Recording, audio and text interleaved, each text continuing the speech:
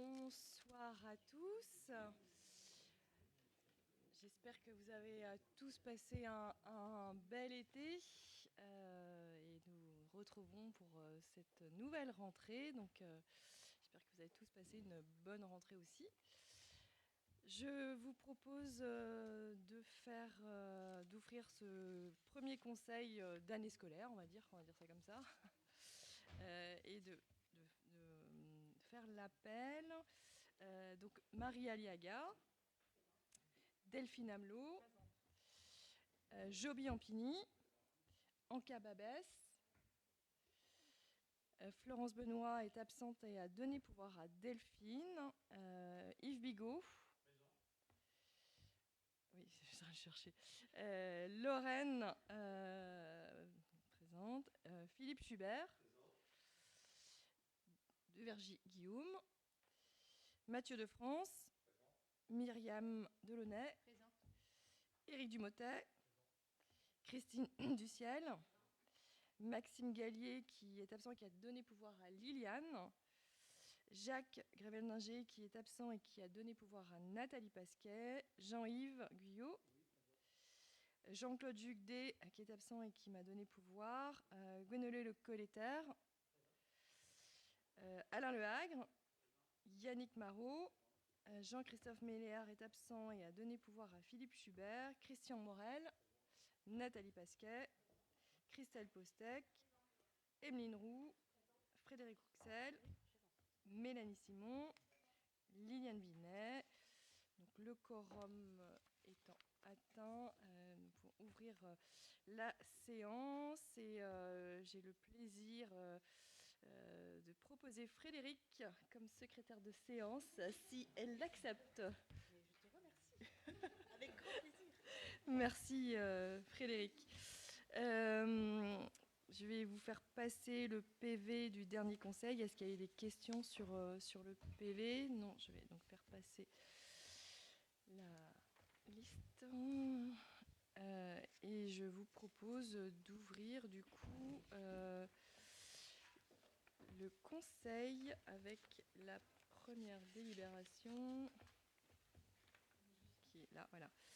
Et je vais passer la parole à Delphine pour les décisions modificatives du budget principal et du budget annexe.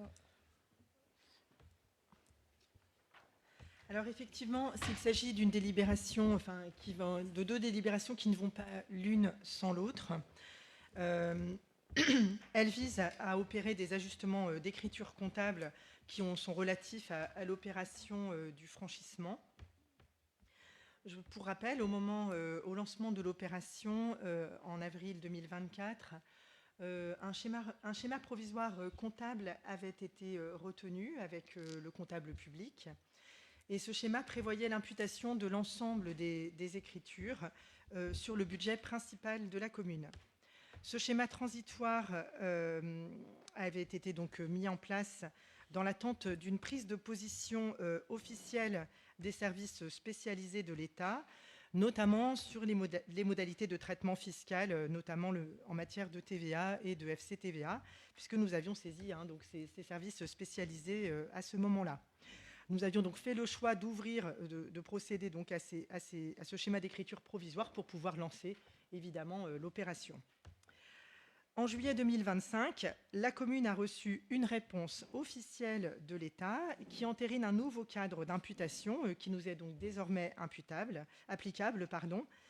Ce nouveau cadre prévoit que l'ensemble des dépenses et recettes afférentes au franchissement soient retracées au sein du budget de l'annexe de la ZAC multisite en tant que budget de stock et non plus sur le budget principal.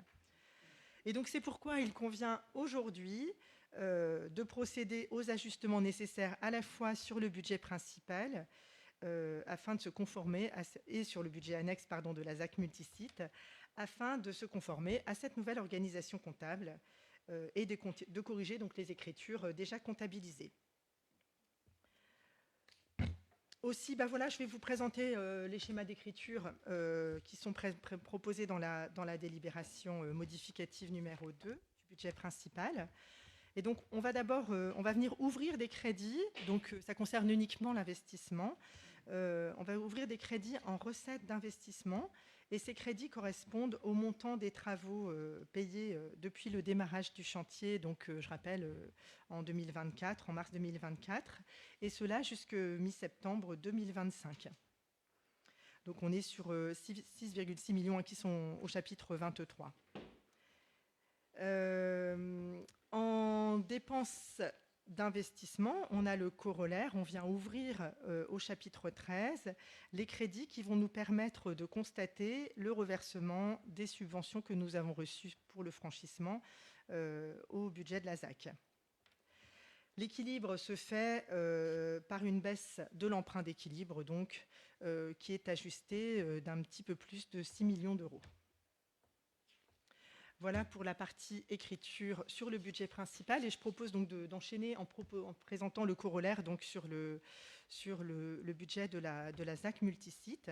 Alors sur ce budget, nous allons ouvrir au chapitre 11 la totalité des crédits de l'opération, pour un montant de 8,4 millions d'euros. De la même manière, on fait un parallélisme des formes. Nous venons au chapitre 74 ouvrir des crédits qui vont nous permettre de constater la participation de Rennes Métropole, qui avait donc été versée constatée sur le budget principal. Ensuite, nous allons par des opérations d'ordre intégrer dans les stocks ces opérations, ces écritures. Et nous venons assurer l'équilibre de ce budget par un emprunt d'équilibre. Donc on est vraiment dans la réponse à une demande ou à un schéma définitif qui nous est donc proposé. Et c'est vraiment deux corollaires, deux opérations en parallèle qui nous permettent en fait de régler des questions fiscales et notamment de bénéficier au fur et à mesure de l'opération de la TVA, ce qui n'était pas le cas jusque-là, puisque dans le budget principal, nous, la pension éligible au FCTVA, donc avec un différé en trésorerie un petit peu plus important. Voilà, je ne sais pas s'il y a des questions, des compléments. Est-ce qu'il y a des questions sur cette délibération ? En tout cas, merci Delphine. C'est vrai que sur ces écritures, nous avions proposé dès le démarrage de passer dans le budget de la ZAC. Le trésorier nous avait dit que c'était plutôt budget principal, et au final, l'État a tranché. C'est bien le budget de ZAC, mais comme on aime bien passer des écritures, voilà. En tout cas, merci Delphine pour le travail ainsi que les services. Ouais, je remercie surtout l'équipe aux finances parce que voilà, ils ont beaucoup travaillé sur ce schéma. Juste du coup pour donner un peu de corps aux finances, vous informer effectivement que le pont et que comme chacun se balade près du canal avant bien, on est bien dans les temps. Il y a un article d'ailleurs dans Ouest France qui va apparaître demain normalement ou dans les jours à venir. Donc il est bien prévu pour une livraison janvier 26 avec un raccordement qui devrait être fait fin de cette semaine. Voilà une présentation de cet ouvrage qui reste exemplaire en matière de durabilité, avec derrière tout l'aménagement paysager ainsi que la replantation de 27 000 arbres et arbustes qui viendront en 26 et qui on remercie aussi le financement par la Caisse des dépôts que tu, Delphine, tu avais présenté il y a quelques mois maintenant pour avoir financé et donc on repasse cette écriture dans l'autre sens mais ce n'est qu'un détail. En tout cas, merci Delphine.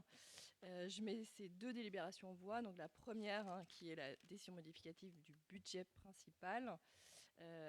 Est-ce qu'il y a des oppositions, des abstentions, unanimité? Je vous remercie.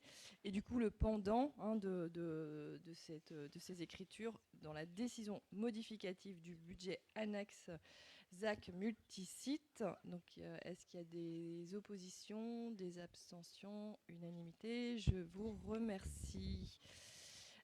Du coup, on va passer à des sujets urbanisme. Je vais passer la parole à Eric pour la délibération numéro 3. Merci. Il s'agit d'une délibération concernant une convention d'association et d'approbation concernant la ZA du Coteau de Lille. Donc, le Coteau de Lille,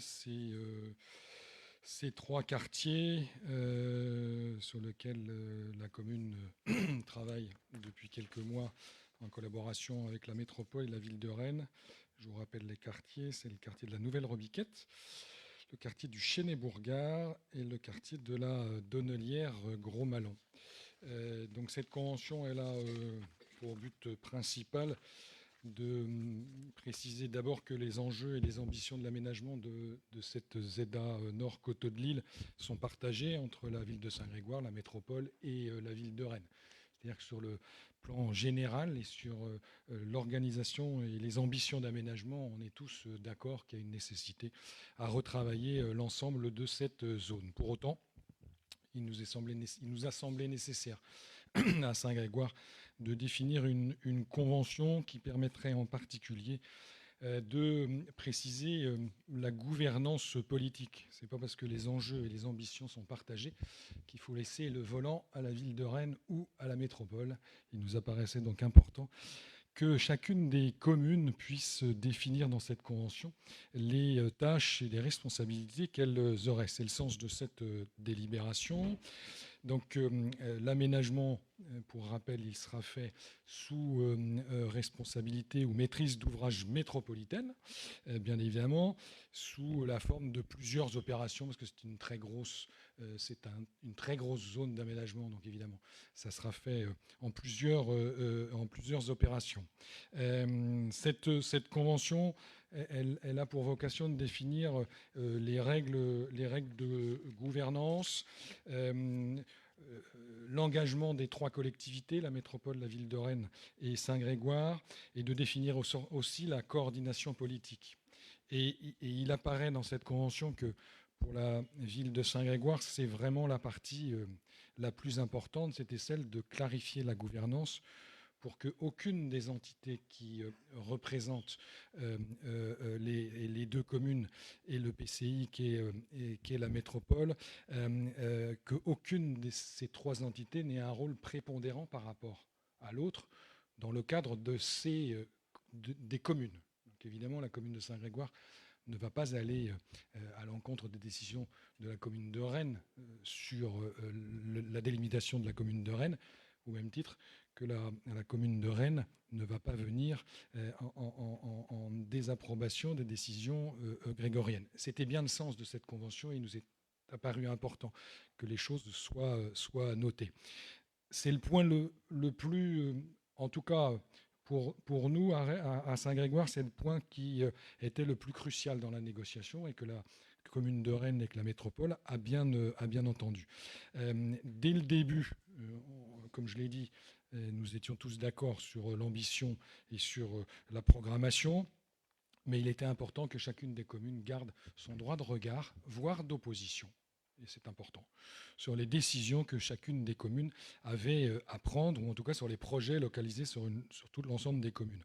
Pourquoi je dis ça ? Parce que même si on a une ambition et on partage l'évolution et le développement de cette zone, il y a quand même des points sur lesquels la commune de Saint-Grégoire a déjà fait part d'observation, voire d'opposition. Je passe en particulier sur le secteur de la Plesse, c'est-à-dire celui de Leclerc, et puis sur le secteur de Géant-Grand-Quartier, où les propositions ou les ambitions d'aménagement, au-delà de l'intérêt qu'ils peuvent représenter, sont pas toujours en adéquation avec le besoin, et je pense en particulier au trambus.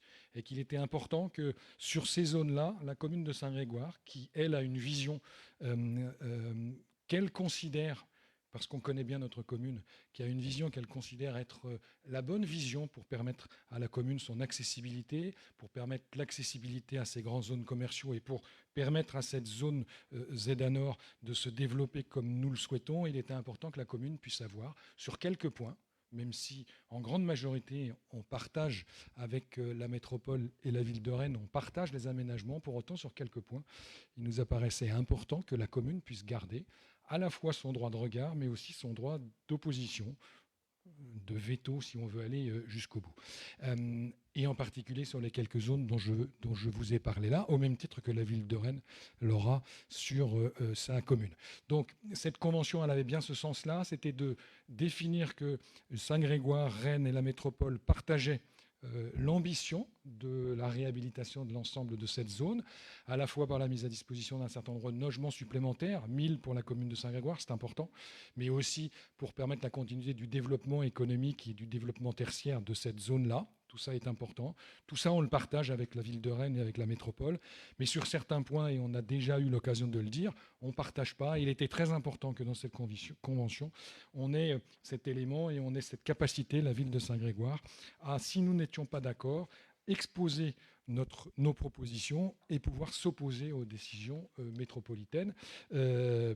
Puisque Rennes s'est engagée évidemment à ne pas intervenir sur la commune de Saint-Grégoire, comme nous sommes engagés à ne pas intervenir sur la commune de Rennes, donc plutôt dans la relation avec la métropole. Et je pense que dans cette convention, c'est évidemment le point le plus important qu'il était nécessaire de soulever ce soir dans ce conseil municipal, même si j'ai eu l'occasion en CGP la semaine dernière d'être un peu plus, de présenter de façon un peu plus importante, mais je pense que ce soir, ce qui était important de dire, c'est cette capacité que la commune a, à l'intérieur de cette convention, de garder un droit de regard sur ce qui se passe sur la commune et de même avoir un droit d'opposition. Je pense en particulier sur ce que j'ai dit, à la Plesse, à Géant Grand Quartier, à Leclerc pour son accessibilité aussi, et pour le trambus. Merci Eric pour cet exposé. Est-ce qu'il y a des demandes d'intervention? Il y en a au moins une quand même. Monsieur Liu.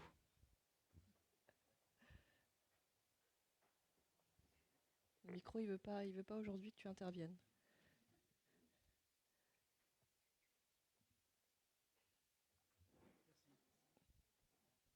Prends le mien. Merci Delphine. Oui, je vais intervenir, mais bon, Eric a dit à peu près les choses, puisque des modifications ont été apportées sur des points sur lesquels je serai intervenu, mais je vais quand même souligner deux choses, moi, qui me paraissent quand même un peu surprenantes. Lors des études de faisabilité de la ligne, la première ligne, qui était la T3, il y a eu deux éléments importants. D'une part, notre proposition d'élargir le pont SNCF de l'avenue Gérald de Gaulle Gros-Malon, puisqu'aujourd'hui, on ne peut pas avoir des sites propres pour les cyclistes, les piétons et les bus. Et donc, deuxièmement, également proposé par l'intermédiaire, c'est le centre Leclerc, j'avais amené en séance les esquisses et les propositions de créer une halte ferroviaire sur le site de Leclerc. Ça a été très bien reçu, ça a commencé à être étudié et très rapidement, ils ont transféré ces deux problèmes sur la ZAC, la future ZAC des Coteaux de Lille. On comprend bien pour des questions budgétaires, puisque c'est évident que ce sont des investissements importants et qui devront être réalisés au fil des années futures. Et là, je suis quand même surpris que dans les enjeux et les ambitions des Coteaux de Lille, eh bien, on ne reparle pas, ne serait-ce que juste le mot de halte ferroviaire, voire même le pont qui va poser problème et qu'il va falloir de toute façon trouver une solution, soit d'encorbellement pour pouvoir passer les vélos. Ça, c'est juste cette première chose. Et puis, le fait qu'on puisse effectivement s'opposer, on est un peu plus cohérent puisqu'on a eu l'occasion déjà de le faire. Sur les 5 réserves que nous avions en septembre 23, donc formalisées auprès de la métropole, alors qui concernait, comme l'a dit Eric, Leclerc, qui concernait Géant, mais surtout, pas Géant, pardon, Super U maintenant Grand Quartier, mais surtout l'avenue du Chênay-Bourgard, qui était prévue au PLUI de Rennes Métropole avec des voies trambus, enfin à l'époque on parlait que de bus, mais donc trambus en site propre, et aujourd'hui on n'en parle plus, alors qu'on a des possibilités foncières qui se sont fait jour avec le déménagement de Bioprojet. La métropole visiblement veut avoir une autre affectation sur ces fonciers, notamment dans le cadre de transfert d'activité du secteur Grand Frais vers la rue Chênay-Bourgard, et je crains que finalement, eh bien, et là on n'en parle plus, même à terme, de créer ces voiries en site propre. Moi, je le regrette. Et heureusement, nous avons effectivement, à plusieurs reprises, on a remis, lorsqu'on a eu la concertation, la commune, elle fait donc un courrier, je crois que c'est le 18 juillet de mémoire, qui reprenait l'intégralité de ces points, et également lors de la consultation citoyenne sur la T3, on a également été donc à émettre un certain nombre de propositions sur le sujet. Alors pour clarifier les choses également, je suis satisfait maintenant qu'on ne parle plus de l'avenue Général de Gaulle dans cette convention, alors que c'était le cas dans la première version. L'avenue Général de Gaulle n'a strictement rien à faire dans la ZAC des Coteaux de Lille, puisque même le centre Leclerc, puisque c'est ce qu'on m'avait fait comme réponse à une réunion publique qui avait lieu à Mendès-France l'an dernier, quand j'avais dit sur le plan guide, il n'y avait pas le secteur Leclerc. Mais dit non, le secteur Leclerc n'appartient pas à Coteaux de Lille, c'est un dossier à part. Il sera traité à part. Donc rendons à César ce qui est à César. Donc maintenant, on est jusqu'à la Plesse, au droit du centre Leclerc. Et donc, l'avenue Général de Gaulle n'est pas concernée par les opérations qui sont prévues d'aménagement.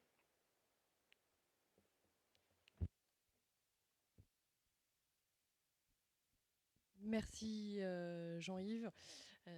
Comme vous l'avez bien compris, que ce soit dans l'intervention d'Éric ou de Jean-Yves, nous sommes mobilisés donc pour si le Conseil en tout cas décide de valider, de voter cette délibération, nous serons équipés pour défendre nos intérêts. Et j'en doute pas, Jean-Yves, que tu seras sur le pont. Et effectivement, les enjeux que tu as cités très clairement dans ton intervention sont des priorités pour nous. Et comme l'a rappelé Éric, notre objectif, évidemment, il est partagé avec la métropole sur l'objectif à terme de requalification. C'est aussi pour tout le monde, c'est une entrée de ville, que ce soit pour Rennes, pour Saint-Grégoire. Donc c'est aussi un enjeu pour que cette entrée de ville soit embellie, on va dire, mais dans un certain cadre, et en particulier, effectivement, de pouvoir, comme l'a bien explicité Éric, qu'on ait un droit de veto, comme tu l'as dit tout à l'heure, sur l'aménagement ou les projets qui seraient établis sur le territoire de la commune. Et c'est valable aussi, d'ailleurs, pour la ville de Rennes. Donc je vous propose de mettre cette délibération en voix. Est-ce qu'il y a des oppositions, des abstentions, unanimité? Jean-Yves va être heureux, il va pouvoir continuer à investiguer le dossier. Merci. Du coup, je passe à la délibération suivante et je te laisse la parole, Éric, pour le numéro 4. Merci. Donc, c'est une cession d'emprise publique au profit d'une copropriété. En avril 2024, on avait cédé à une copropriété à l'Île-Hérence, 285 mètres carrés. Alors, peut-être qu'on a un peu fait les choses dans l'ordre à ce moment-là, puisqu'après, on a fait intervenir un géomètre qui s'est aperçu que la commune empiétait sur la copropriété et que la copropriété empiétait sur la commune. Donc on a décidé de faire une modification, de faire une décision modificative par cette délibération pour remettre au niveau de la réalité les emprises foncières communales et les emprises foncières de la copropriété. Et on s'aperçoit qu'en fait, il y a assez peu de différence, puisqu'en fait, il y a une différence de 76 mètres carrés au lieu des 285 initiales, au profit de la commune quand même. Donc je vous propose dans cette délibération de ne plus considérer que c'est une vente pure, mais que ça va être un échange avec une soult. Il va donc y avoir un échange de références cadastrales entre la commune et la copropriété. La commune va céder 76 mètres carrés à la copropriété pour qu'elle puisse refaire la totalité de ses clôtures et de ce fait verser ce qui viendra abonder de façon très conséquente les comptes de la commune. Elle viendra abonder ceci de 76 €. Delphine, j'espère que tu en feras bon usage.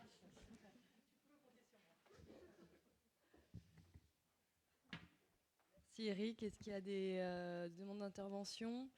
Je mets cette délibération en voix. Est-ce qu'il y a des oppositions, des abstentions? Unanimité, je vous remercie. Je te laisse toujours la parole, Éric, pour la numéro 5. Donc, c'est la finalisation de la vente de l'îlot 3.3 à Espacil. C'est dans la ZAC du Champ d'Aguet. C'est C'est le dernier îlot social à construire dans la ZAC du Champ d'Aguet. C'était des maisons en BRS. Alors on profite de cette délibération pour réparer une erreur matérielle qu'on avait fait dans la délibération précédente, puisqu'on avait inversé les nombres de BRS 1 et de BRS 3. Donc aujourd'hui, le nombre de BRS 1 sont 8 et le nombre de BRS 3 sont 4 pour cette opération, mais ça ne change pas les 12 maisons globales, évidemment, c'est ça qui était important. Ça nous permet aussi de redéfinir la CHAB définitive et donc le montant total dû par Espacil pour l'acquisition du foncier qui est de 284 461 €. Pour autant, dans l'appel d'offres, la commune s'était engagée à prendre en charge la voirie qui desservirait cette opération. Cette voirie a été le fruit d'un appel d'offres que Espacil a réalisé auprès de l'entreprise Sotrave. L'entreprise Sotrave pour la voirie et les réseaux a chiffré les travaux à hauteur de 125 651,64 € hors taxe, prix ferme et définitif. Nous l'avons rajouté dans la délibération.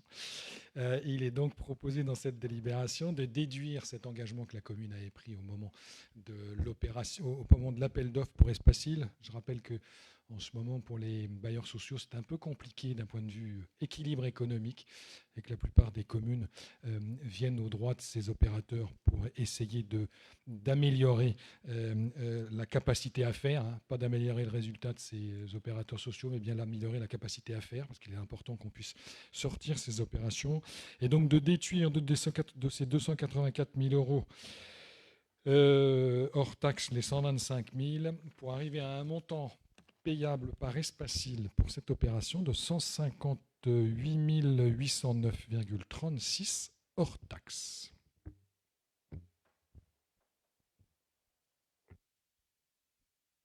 Merci Eric. Est-ce qu'il y a des demandes d'intervention ? Juste pour préciser, effectivement, cette voie a été réalisée après concertation avec les riverains. Hein. C'est important de le redire aussi. Et c'est bien, voilà, faire sens et faire communauté. C'est aussi concerter. Et c'est suite à cette concertation que le projet a été amendé. Et c'est très bien ainsi. Donc du coup, je mets cette délibération aux voix. Est-ce qu'il y a des oppositions ? Des abstentions, unanimité, je vous remercie. On va passer à dénomination de voix, cette fois-ci avec Frédéric. Merci, bonsoir à tous. Alors, il s'agit de procéder à la dénomination de 4 rues du programme de la frange Est du Champ d'Aguet. On a le plan. En 2007, cette opération comportait 2 voies que le conseil municipal de l'époque avait dénommé François Pirard de Laval et Jean-Baptiste Tavernier. Or, le programme a quelque peu changé, notamment en termes de nombre de voies, qui sont aujourd'hui au nombre de 4. Et dans une démarche engagée en faveur de l'égalité entre les hommes et les femmes, la commune a souhaité augmenter la représentation féminine dans l'espace public. La féminisation des noms de rues vise à rendre hommage à des figures féminines et à promouvoir une visibilité accrue des femmes dans notre environnement quotidien. Donc, conformément au plan qui vous est présenté ici, nous vous proposons les 4 noms suivants. Donc, la rue Odette Dupuy-Godot, la rue Louise Séguin, la rue Octavie Coudreau et la rue Marie Paradis. Je parle un petit peu, d'accord. Donc, Odette Dupuy-Godot, alors ce sont 4 exploratrices, hein, puisque le quartier qui est autour comportait des noms d'explorateurs. Donc, nous sommes restés dans cette lignée. Donc, Odette Dupuy-Godot est née le 5 janvier 1894 à Nantes. C'est une ethnologue et écrivaine française, pionnière de l'étude des peuples de l'Indochine. Elle est surtout connue pour ses travaux sur le Vietnam et la culture des minorités ethniques de la région. Louise Séguin est une exploratrice française. Donc elle est née en 1973 et la première femme à avoir traversé l'Antarctique en ski en autonomie totale avec son coéquipier. Elle a également participé à plusieurs expéditions polaires et a mené des projets de sensibilisation à la préservation de l'environnement. Octavie Coudreau est-elle née en 1868 à Paris et c'est une exploratrice et photographe française. qui a accompagné son mari dans de nombreuses expéditions en Amazonie. Et donc, elle a mené de grandes études sur les peuples de cette contrée. Marie Paradis, quant à elle, est née en 1778 à Chamonix. Elle est une alpiniste française et connue comme la première femme à avoir atteint le sommet du Mont Blanc en 1808, en ouvrant ainsi la voie pour les femmes dans le milieu de l'alpinisme. Voilà. Donc ça, c'est pour les 4 rues. Par ailleurs, un permis de construire relatif à la construction de 12 maisons individuelles groupées en BRS a été autorisé sur la parcelle BE 656. Donc ce programme, initialement, devait être accessible par la voie rue Jean de Thévenot et finalement sera desservi par une voie qui sera nommée la rue Jeanne Barret. Donc Jeanne Barret, quant à elle, toujours une exploratrice. Et c'est la première femme à avoir fait le tour du monde déguisée en homme pour rejoindre... voilà. Et à l'époque, il n'y avait pas le choix de pouvoir monter sur un bateau que d'avoir une apparence d'homme. Donc voilà, elle a joué un rôle crucial dans l'étude de la flore du Pacifique. Et à mi-parcours, son identité a été révélée. Voilà. Donc ces 5 femmes voilà, qui sont quand même des figures emblématiques voilà, des exploratrices de l'époque. Eh ben, merci Frédéric, parce que déjà, moi, j'avais appris beaucoup avec toi, et avec le nom de ces exploratrices. Et puis, tu as raison, ça rééquilibre. Donc, merci pour tout le travail que tu as mené. Et ça nous fait surtout voyager aussi. Donc, mais bien sûr, Frédéric, vas-y, reprends la parole. Alors, je voulais juste adresser un grand merci à une habitante de Saint-Grégoire qui nous a aussi un petit peu bousculé sur le fait qu'il n'y avait pas assez de noms de femmes dans les rues de Saint-Grégoire. Et donc, c'est Anne-Marie Desgardins. Grâce à elle, on a lancé un groupe de travail en 2020 voilà, sur la demande de Pierre Breteau pour justement rechercher des noms de femmes qui pouvaient, remarquables, qui pouvaient convenir pour la dénomination des futures rues de Saint-Grégoire. Merci Frédéric, et on n'oubliera pas aussi de remercier Mémoire et Patrimoine qui aussi travaille et investigue beaucoup aussi sur la commune, son histoire, et puis du coup préparer son avenir. Est-ce qu'il y a des demandes d'intervention sur cette délibération ? Oui, monsieur Le Collettaire. Nous nous réjouissons que ça puisse se produire et que des noms de femmes soient donnés à des rues sur Saint-Grégoire. C'est une bonne avancée. Merci. Merci pour votre intervention. Du coup, je mets cette délibération en voie. Est-ce qu'il y a des oppositions, des abstentions ? Unanimité. Merci, vraiment merci pour cette délibération. Je vais passer la parole maintenant à Liliane pour les participations financières. Je ne vais pas dire toute la délit parce que sinon... Non, c'est très court. Ouais. Donc, comme tous les ans, nous passons cette délibération pour le RASED, qui est une aide par une psychologue au niveau des écoles. Et les communes participent au fonctionnement de cette structure, donc, qui se trouve là pour l'instant à la Mézières et dont dépend Saint-Grégoire. Et donc, un coût par élève est calculé et chaque commune qui dépend du RASED de ce lieu verse la somme d'1,69 € par enfant scolarisé, donc pour le bon fonctionnement de ce service. Donc, la ville de Saint-Grégoire est amenée à régler 737 €.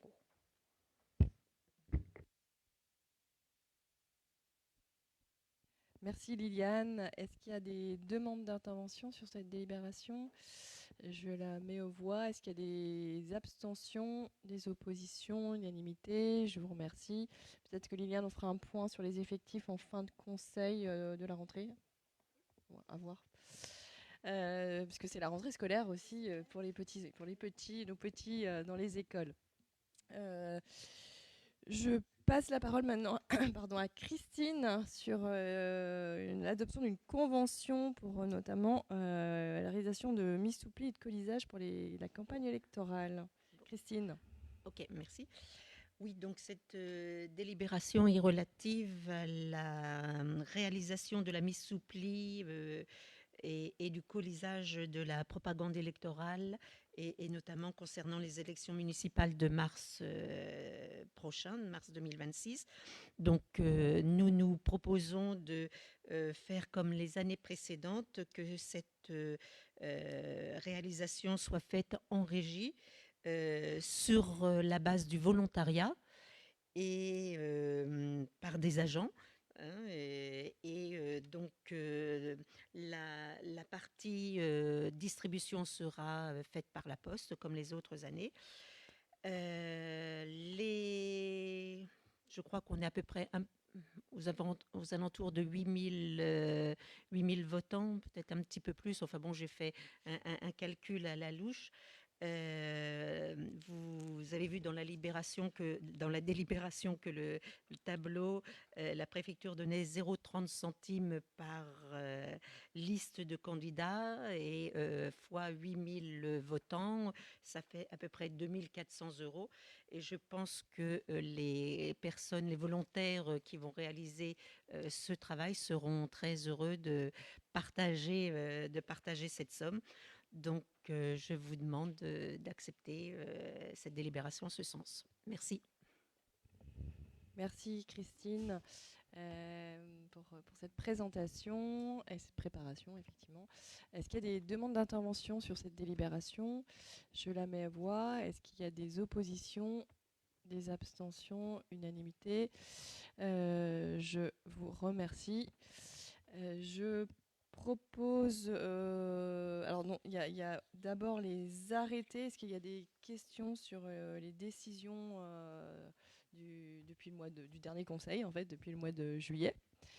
Pas de questions. Du coup, je propose que Liliane, tu puisses peut-être faire une petite présentation de la rentrée scolaire et notamment des effectifs dans les écoles pour informer l'ensemble de la population, de ceux qui nous regardent. Donc déjà, la rentrée s'est bien passée, c'est déjà une bonne nouvelle. C'est très bien passé pour tout le monde, il n'y a pas de problème particulier. Donc à Paul-Émile Victor, en maternelle, on a 136 enfants, donc on a une petite baisse. En école élémentaire, 246 enfants. À l'école Notre-Dame, on a 158 maternelles et en élémentaire, 268. Bon, globalement, c'est vrai qu'il y a une petite baisse d'effectifs. Alors, l'école Notre-Dame est moins parlante puisque il y a des enfants non grégoriens. Globalement, il y a une baisse. Il y a une baisse de natalité qui est réelle. Donc, il y a une petite baisse des effectifs. Au niveau du collège, par contre, là, il y a 873 enfants et au lycée, 695. Où là, ils sont par contre une hausse certaine. Les chiffres pour Clotilde de Vautier, donc notre collège de rattachement, nous ne les avons pas récupérés, nous n'avons pas pu les récupérer, ainsi que Mendes France. Et puis, il y a l'école Jules Ferry qui se trouve à côté de Kerfleury, où il y a quelques grégoriens qui ont une dérogation pour une raison bien spécifique. Et là, nous avons 4 petits grégoriens en maternelle et 10 en élémentaire. Et puis, nous avons la MFR avec 270 élèves aussi. Donc, vous voyez que nous sommes quand même à Saint-Grégoire. Nous avons une ville jeune avec beaucoup d'enfants scolarisés, enfants et grands-enfants. Si je mets la MFR dans les enfants, ils ne vont pas être contents. On est toujours l'enfant de quelqu'un, Liliane. Est-ce qu'il y a des demandes d'intervention, des questions? Marie Aliaga, allez-y. Juste une petite question. Vous parlez d'une baisse d'effectifs. Est-ce que c'est depuis plusieurs années ou à peu près stable? Est-ce que c'est en augmentation? Est-ce que vous avez cette information? Non, c'était stable jusque-là. C'était à peu près stable, mais pas d'augmentation. Et cette année, on sent, c'est vrai, une baisse qui est due. Alors, la baisse de natalité est réelle, et on la ressent. Et puis, pour l'instant, c'est vrai qu'il n'y a pas de logements qui sortent sur Saint-Grégoire. Donc, c'est normal aussi, en fait. Ok, merci. Oui, Mais ce que j'allais rajouter, mais tu l'as précisé, c'est lié aussi à l'aménagement urbain et que on va retrouver, on va dire, plus d'enfants à horizon 27-28 quand les premiers logements vont sortir au bout du monde. Et que là, pour l'instant, on a eu une baisse de production de logements sur les années. Donc, effectivement, ça se ressent dans les écoles. Mais une commune, effectivement, qui se développe, c'est une commune qui vit. Donc, d'où l'enjeu de développement aussi maîtrisé malgré tout. Parce que derrière, il faut des équipements. Du coup, on a épuisé l'ordre du jour. Je vous propose de passer aux questions si vous souhaitez.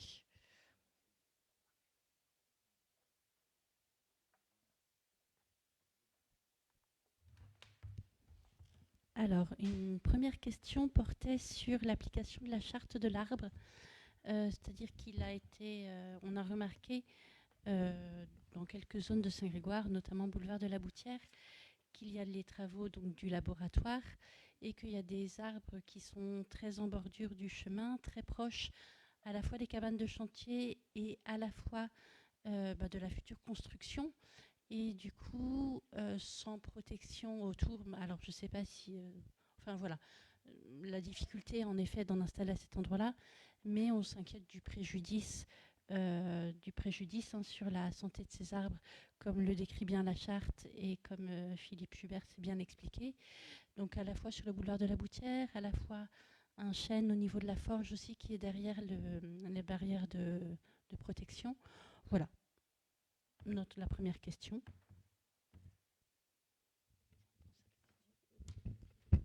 La deuxième question est juste une question simple, c'est l'état d'avancement sur l'arrêt Coquet et puis savoir les dates et ce qui est prévu dans le calendrier. Merci pour ces deux questions. Donc, sur la première, pour notamment ceux qui nous regardent, j'imagine que vous parlez du laboratoire Bioprojet sur la Boutière. Donc dans le cas précis, ça ne peut pas être l'arbre qui cache la forêt, je vous rassure, sans jeu de mots. Comme vous savez, oui, vous l'avez précisé, donc la commune s'est dotée d'une charte de l'arbre pour garantir la meilleure prise en compte possible tant de la protection des arbres, tant sur l'espace public que dans le cadre d'opérations privées.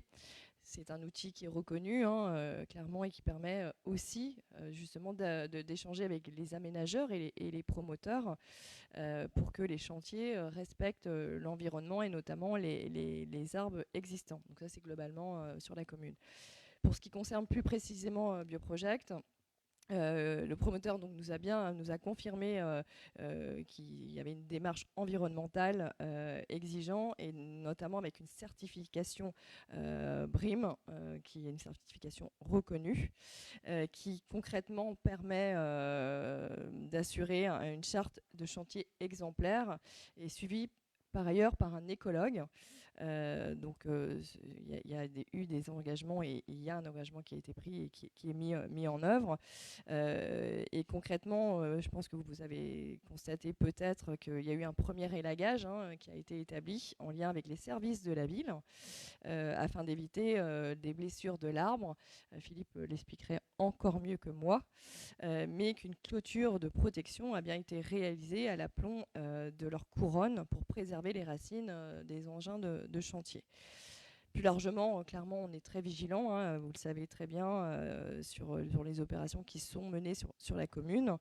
Il s'agit de préserver notre cadre de vie et l'écosystème, et ça nécessite effectivement de construire et aménager en garantissant la protection de notre patrimoine naturel.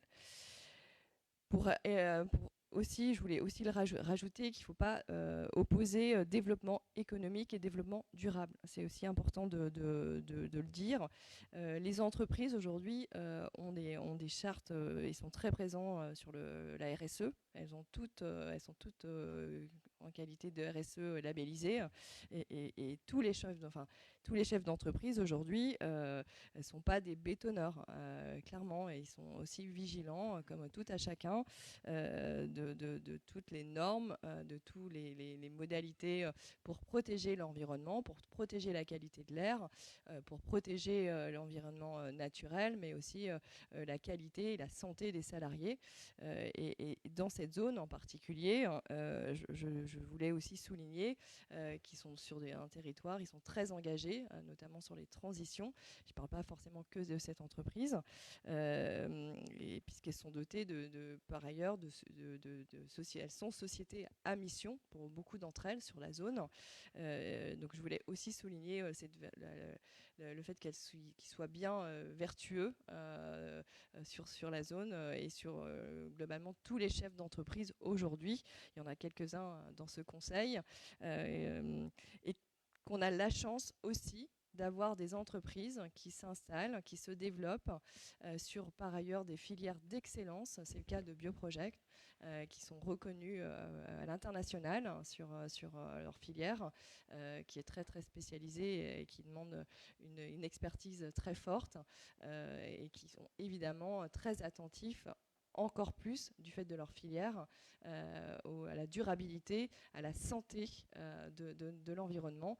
Donc effectivement, on travaille en coopération avec les chefs d'entreprise, mais je voulais aussi souligner que beaucoup sont responsables sur le territoire, et tous les acteurs économiques sont impliqués dans ce développement durable pour notre territoire.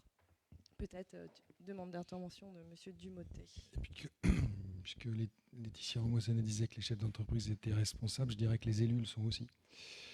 Et évidemment, tous ces chantiers, ils ont d'abord fait office d'une demande de permis de construire avec une instruction qui a été faite par les services de la commune.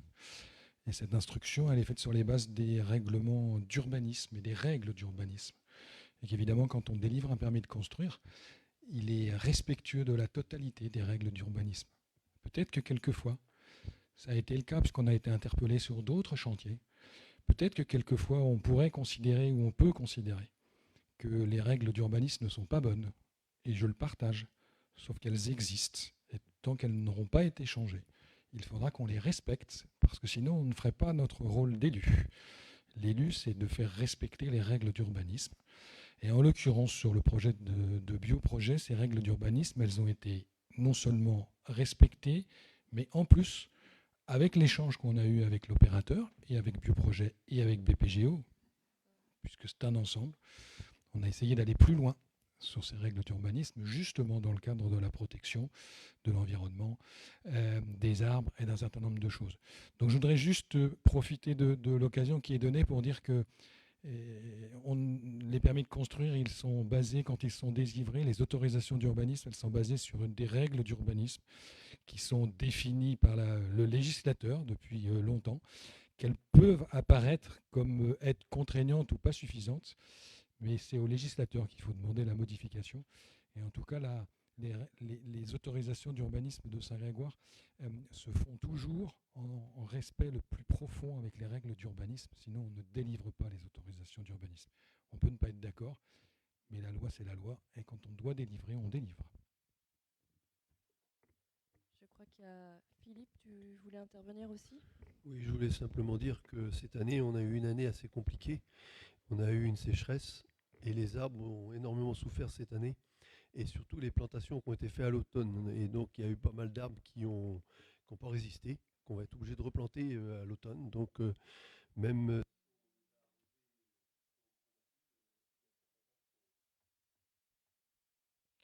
qui n'ont pas résisté. Donc je tenais à le dire. Et puis il faut savoir aussi qu'avec la sécheresse, les arbres ont souffert cette année, même les vieux arbres. D'ailleurs, si vous avez pu remarquer, certains arbres ont commencé à perdre leurs feuilles très vite. Là maintenant un peu moins avec la pluie qui est retombée. Mais donc c'était pour se protéger. Donc il y en a qui vont arriver à repartir, mais il y en a qui vont peut-être avoir des difficultés dans quelques années, quoi. Merci Philippe sur ton intervention. Et puis je voulais aussi préciser, puisque je crois que vous en avez parlé en commission, sur la forge. Donc Donc, comme cela a pu être dit, le chêne qui est sur la forge et qui n'est pas dans le périmètre de chantier est régulièrement aussi surveillé par un écologue indépendant de la commune qui passe régulièrement et qui a validé effectivement son état et la vigilance qu'on porte. Hein. Donc c'est un écologue qui est indépendant et que évidemment que nous suivons les préconisations comme partout dans la commune, hein, puisqu'on fait intervenir, comme l'a dit Philippe, soit les services, soit des spécialistes, que ce soit sur tous nos chantiers. Le pont, c'est pareil, on a un écologue, hein, comme vous l'avez pu le présenter.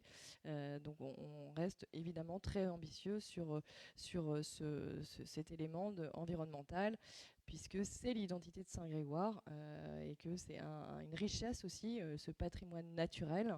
On a le patrimoine bâti, mais on a aussi du patrimoine naturel et on est très vigilant dans le cadre de la loi à avoir une surveillance accrue sur l'ensemble de l'environnement végétal, je veux dire, même au-delà des arbres, j'ai envie de dire.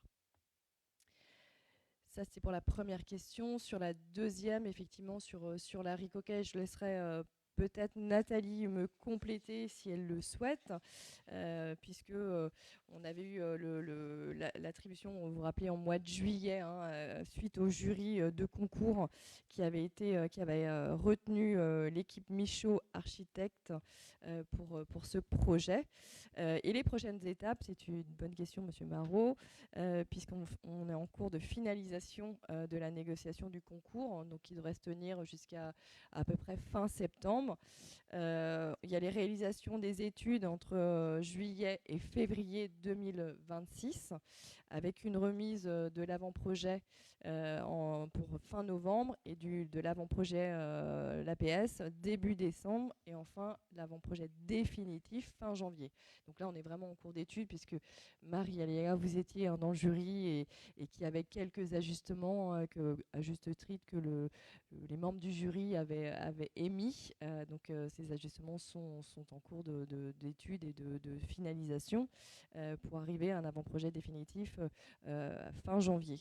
Ensuite, la consultation des entreprises devrait se tenir du coup à peu près mai-juin puisque c'est la date qui est souvent demandée, une livraison qui devrait se tenir novembre 2028 avec 2 phases de travaux, hein, puisque il y a bien l'extension et puis la rénovation, une partie en tout cas du bâtiment existant pour avoir une cohérence architecturale de l'ensemble de la salle ou des salles de la Ricoquet. Je ne sais pas si Nathalie, tu veux compléter, puisque tu as vu, je crois, les associations il y a 7 semaines même.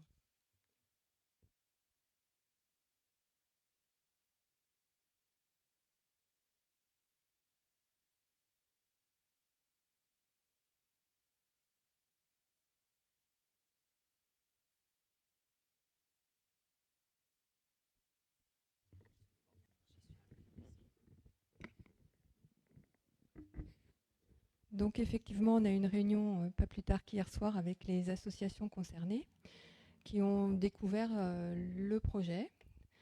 Donc nous avions déjà en commission de jury fait quelques parts de nos réflexions, comme quoi on pouvait améliorer encore le projet qui avait été proposé.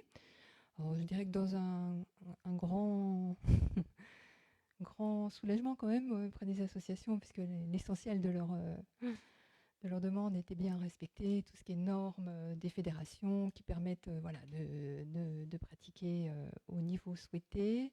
Les demandes notamment de rangement qui étaient très importantes ont été on a eu des échanges plutôt intéressants pour essayer d'optimiser encore en fonction de l'usage précis, de plus en plus précis de chacun. Et puis, comment dire aussi, c'est une attention particulière, je l'avais longuement souligné dans toute la démarche, de la gestion de la lumière. Voilà, ça a été l'objet de nombreuses interventions de la part des clubs.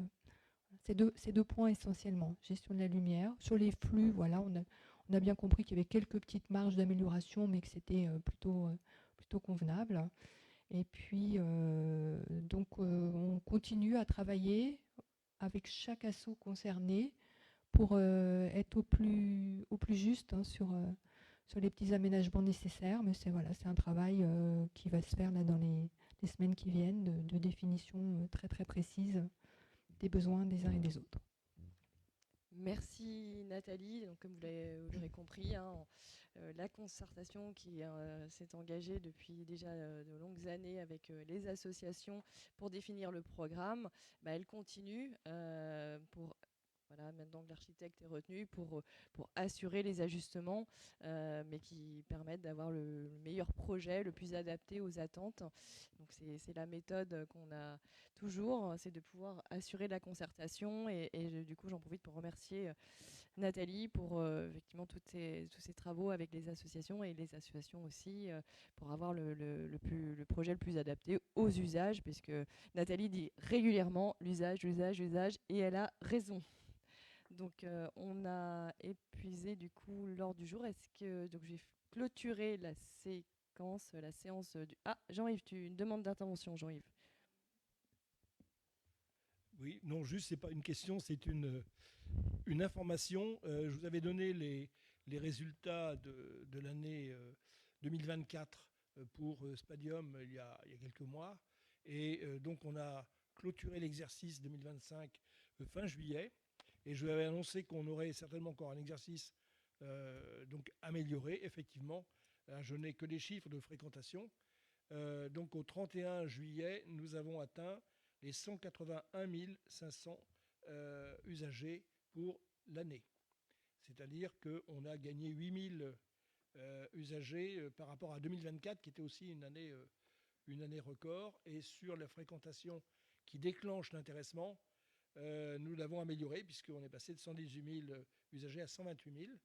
Donc c'est encore une excellente année, mais je crois que ça sera sans doute une des dernières, puisqu'on arrive à un niveau assez exceptionnel pour 550 mètres carrés de plan d'eau, et que pour aller au-delà, il faut d'autres ouvertures.